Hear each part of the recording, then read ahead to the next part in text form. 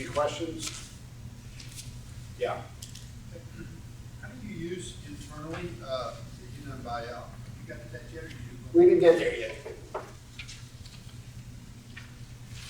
Are both frankincense and myrrh is a sap as well? Both I know frankincense was a sap, but myrrh is a sap as well? Is what? A sap as well, a tree Yeah, sap? yeah, yeah. Myrrh is also a sap, just like frankincense. You cut, it comes out, you know. And do the trees grow in a similar Yeah, region? yeah, they all grow in Oman and Yemen. You know, that's where they grow. Now, they may have been transported and are growing in other places now. I don't think the Chinese are growing it, but I don't know. I'd like to find out. They need a very dry, you know, it's a very dry climate that they need. China doesn't, well, Chinese has the Northwest. It's possible that they might be cultivated. But they're indigenous to Oman and Yemen. They're not even in the interior of Saudi Arabia, they're just on that coastal area. You know, it's like rubber trees. Same idea, you make cuts in the bark and the sap comes out. You know. Rubber trees are indigenous to West Africa, but they were brought to Indochina by the French. They're cultivated, they use Vietnam to grow some.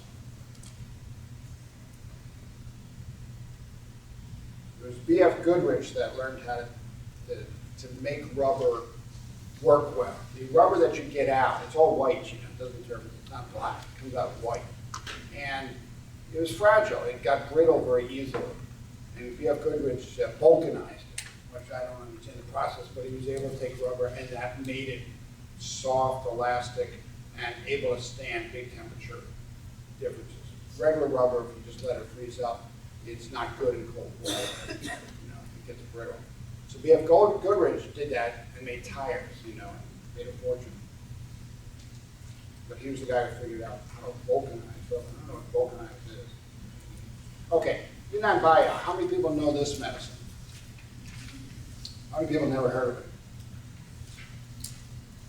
Yún Nán Bái Yào, the Viet Cong used to carry it around with them. And when they got a gushing bullet, they would pour the stuff on the wound and it would stop the bleeding. It's an extraordinary medicine. It's an extraordinary medicine. I have seen gushing cuts stop when you pour this stuff on it. It's a miracle medicine. It came from Yunnan, which is a province which borders Vietnam in China. And it was a family recipe, and until really recently, until 2004, the recipe was never revealed, ever. And what happened during the 50s, the communists wanted medicines widely distributed, but they said to everybody, you got to tell us what's in it so other people can reproduce it. And the family that made Yún Nán Bái Yào said, we will never tell you our formula.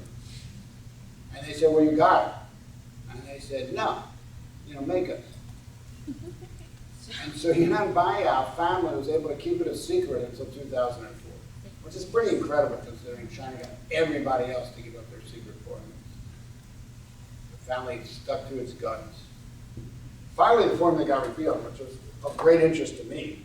You know, it's always been known that tianqi was the main ingredient. And Chinese think that even tianqi alone, tianqi powder, will stop bleeding if you put it on a gushing wound. But it's 40% of the product. The thing about Yún Nán Bái Yào, if you know your herbs, I guarantee you, you cannot identify some. You will never have heard of this herb and this herb and this herb and this herb. 1, 2, 3, 4 herbs I have never heard of.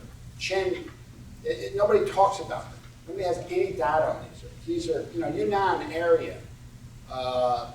It's like Guangxi. It's semi-tropical and it's got trees that don't exist anywhere else and plants that don't exist anywhere else. Sort of parallel to Hong Kong. You know, it's very southern but elevated. They just have a vegetation that's unique. It's a border area with Burma. It's a border area with Vietnam. And big drug smuggling area now. That's where all the heroin comes in from Burma into China, comes in from there. And These herbs we've never heard of. We don't know anything about them. I can't even give you the letters to catalog them. The best I can do is give you their names. You know, they have pharmaceutical names. They just have not been cataloged in terms of Chinese medicine. We don't know what they do. I presume they stop bleeding. That's what Yún Nán Bái Yào does. It stops bleeding. I was talking on the phone to somebody where I had big, sharp gardening shears, you know, and I'm talking, and the shears falls and just goes right into my bare foot. It just starts gushing. And I thought I was going to need stitches, for sure. I sprinkled the Yún Nán Bái Yào, and the blood would still come out. And I poured some more Yún Nán Bái Yào, and I just watched it stop bleeding. You know? Now, the thing about Yún Nán Bái Yào, you don't want to stuff it. Let's say you have a cut that's open like that. You don't want to stuff it in, because it'll heal and then it'll be lumpy. And it can take months and months and months and months to absorb the powder that's underneath. So, at best, you know, you put the powder on until it stops bleeding. You clean it off, and if you can, you butterfly it. Or at least you squeeze it and put some more powder on it, then put a bandage on it. It'll make a cut heal without stitches. I just used it the other day on this 17-year-old kid who cut his chin wide open and would have definitely needed stitches. He says, I want to go to the hospital. It was a party. He was having a graduation party. I don't want to go to the hospital. It's my graduation party. So I ran home. I got the powder. I put it on, put a Band-Aid on, and now, you know, 3 or 4 days later, I came back, and it was just healed beautifully. I mean, there's a skull, but it's not a wide skull. Yeah. So the little white capsules, and then there's a little red pill at the end. Yeah. You have to open the capsule. Yeah. The red pill don't use. The red pill they really should not be putting in there. The red pill is dangerous. The red pill lowers blood pressure. So the idea is if you have a bullet wound and you're really gushing blood, you take the red pill and drop your blood pressure a lot to control the bleeding. But I think it's dangerous. I think if you have low blood pressure, that pill should probably be a dangerous pill. So I tell people to discard the red pill. Don't do anything with the red pill. Do you know what's in the red pill? The red pill. When you get a little bottle of the powder, there's a little red pill on top. What is the red pill? You know? Well, who knows? That's like Who knows? They haven't really started. Who knows? But it lowers blood pressure. Yeah, that's That's a its shot purpose. one. Dramatically. Too much. I think it's dangerous. Yes. Although maybe in a high blood pressure situation, you can use it. But in the main, we don't know what's in it. We don't know what it does to people who have low blood pressure. But to a Viet Cong who's got a femoral artery bleeding, you know, he's taking that to try to reduce the blood pressure, reduce the bleeding, you know. It's amazing. Everybody should have the powder in their first aid kit. Everybody should have it. You will be amazed at the uses for it. The other uses for it is very antiseptic. So you can use it topically for any kind of wound, just so it doesn't get infected. Now, do you take it internally at all, or you just break it? Well, this is the topical thing. Now, they also make it as a capsule. I do not know, well, yeah, the capsule lists the same ingredients. There's very few reasons why you would need to take the capsule internally. I know vets that routinely give it to animals after surgery to control internal bleeding, you know. I used it for fibroid bleeding. Capsules. Yeah, you can use it, but you know, for Chinese medicine, we have a stop bleeding category. When I was in China, I never saw those herbs used for bleeding problems. They always want to get to the root cause of the bleeding. So they might use one herb, like Sangosorbia, DU. They might use one herb, but mainly they want to get to the root cause of the bleeding. Now, in something like uterine fibroids or heavy menorrhagia, you can use it, but it doesn't get to the cause, you know. But yes, you can use it for menorrhagia.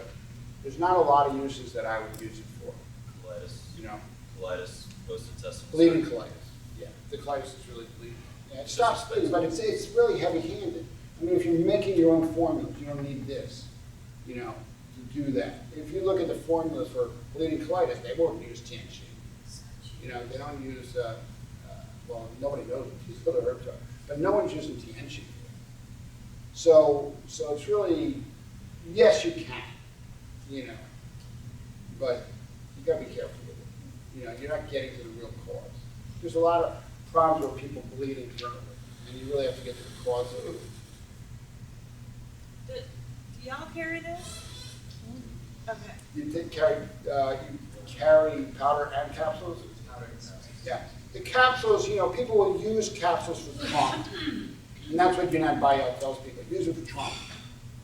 And you can, but I prefer the other ones that we discussed in Germany, because it's doing other things, reducing heat, moving blood, reducing damp. Tianchi has the active ingredient, moves blood, breaks clots, stops bleeding. So we really think of it more for if you really are bleeding internally, then yes, I would take it internally. But then my friends that were veterinarians, they love this stuff. It's just a general post-surgical thing. So is it dangerous? No. Are there things that are more effective? Probably. Yún Nán Bái Yào also makes a topical plaster. Same thing as a topical plaster, but for swelling. But I think there's better thing. Yeah. Would you recommend it for post-surgical recovery or after dental work where there's bleeding involved? Or? It's so heavy. It's like hitting it with a hammer. I mean, if you're bleeding, like in a fibroid, you're bleeding, you know, yeah, but if it's just a little bleeding, what's the point, you know? Its best application is a gushing wound topically. It'll stop the bleeding.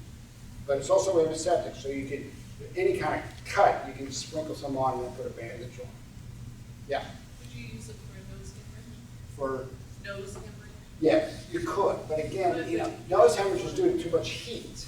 So there's nothing in this formula that reduces heat. You know. That you know of. But if someone has a nosebleed, you can press, you know, pressure here will sometimes stop that.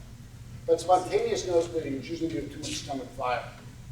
So there's another medicine that does that, which